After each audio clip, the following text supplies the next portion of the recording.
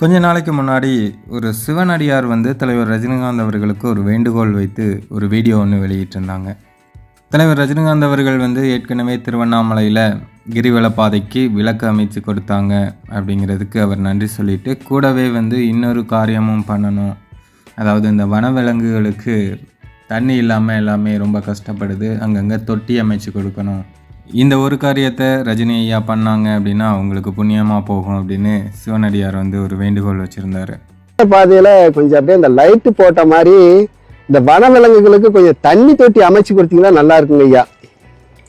இதை ஒன்று மட்டும் ஐயாவுக்கு நான் வேண்டுகோள் வைக்கிறேன். நம்ம கூட அது பற்றி ஒரு வீடியோ போட்டிருந்தோம். கண்டிப்பாக தலைவர் காதுக்கு இது போகும்போது தலைவர் செய்வார் அப்படின்னு சொல்லியிருந்தோம். சொன்னது போலவே தலைவர் செஞ்சுருக்காரு. ஆனால் செஞ்சதை யாருக்கிட்டையும் சொல்லலை. இப்போதுள்ள சூழ்நிலையில் இப்படி ஒரு மனிதரை யாராலும் பார்க்கவே முடியாது.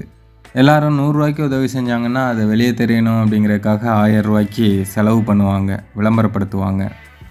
ஆனால் தலைவர் வந்து வலது கை கொடுக்கறது இடது கைக்கு தெரியக்கூடாது அப்படின்னு நினைக்கிறவர். அது காலகாலமாக அப்படி தான் பண்ணிகிட்ருக்காரு. அவருடைய உதவிகள் எல்லாமே அவருடைய மன திருப்திக்காக தான் பண்ணுறாரு. இப்போது தலைவர் இந்த வனவிலங்குகளுக்கு தொட்டி அமைச்சு கொடுக்கறதுக்கு உதவி செஞ்சதை கூட வெளியே யாருக்கும் தெரியக்கூடாது அப்படின்னு சொல்லி தான் பண்ணியிருக்காரு. ஆனால் ஒரு சாமியார் மூலமாக அது வெளியே தெரிய வந்திருக்கு. சமீபத்திய ஒரு பேட்டியில் ஒரு சாமியார் வந்து சொல்லும்போது, ஃபாரஸ்ட் ஆஃபீஸர் கூட இணைஞ்சு தலைவர் ரஜினிகாந்த் அவர்கள் இந்த உதவியை பண்ணியிருக்காங்க. நிறைய இடங்களில் போர் போட்டு தொட்டி அமைச்சு கொடுத்துருக்காங்க. இதை வந்து ஃபாரஸ்ட் டிபார்ட்மெண்ட்டில் இருக்கவங்களே சொன்னாங்க அப்படின்ட்டு அந்த சாமியார் வந்து அந்த பேட்டியில் சொல்லியிருப்பார்.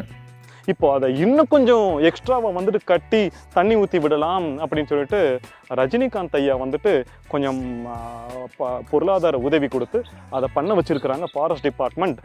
அந்த சாமியார் மேலும் ஒரு சில விஷயங்களையும் சொன்னார். அதாவது தலைவர் வந்து கொஞ்ச நாளைக்கு முன்னாடி ஆதரவற்றோர் சடலங்களை எடுத்து அடக்கம் பண்ணும் ஒருத்தருக்கு ஒரு ஆம்புலன்ஸ் ஒன்று இலவசமாக வழங்கியிருந்தாங்க. சரி, நீங்கள் செய்கிற உதவிக்கு என்னுடைய சின்ன ஒரு வெகுமதி அப்படின்னு தலைவர் வந்து அந்த ஆம்புலன்ஸ் வழங்கியிருந்தாங்க இல்லையா, அதை பற்றியும் சொன்னார். கூடவே திருவண்ணாமலையில் முதல் முறையாக எல்லாரும் இருட்டில் நடந்துட்டு இருந்த சமயத்தில் முதல் முறையாக கிரிவல பாதைக்கு விளக்கு அமைத்து கொடுத்தவர் ரஜினிகாந்த் ஐயா. அவருக்கு நன்றி அப்படின்னும் அந்த சாமியார் வந்து சொல்லியிருந்தார். தலைவரை தவறாக பேசுகிறவங்க, விமர்சனம் பண்ணுறவங்க எல்லாரும் ஒரு சைடு வந்து பண்ணிட்டு தான் இருக்காங்க. ஆனால் தலைவரை பொறுத்தவரையும் அவர் வேலையை, அவர் கடமையை அவர் செஞ்சுட்டு போயிட்டே இருக்கார். இப்போ கூட அவர் செய்கிற உதவிகளை எதையுமே வெளியே சொல்கிறது கிடையாது. அந்த உதவி பெற்றவங்க அதை வெளியில் வந்து சொல்லும்போது தான், ஓ, தலைவர் இதெல்லாம் பண்ணியிருக்காரா அப்படின்னு நிறைய பேர்த்துக்கு தெரியுது. தலைவர் போல் இன்னொரு மனிதரை நம்ம பார்க்கவே முடியாது.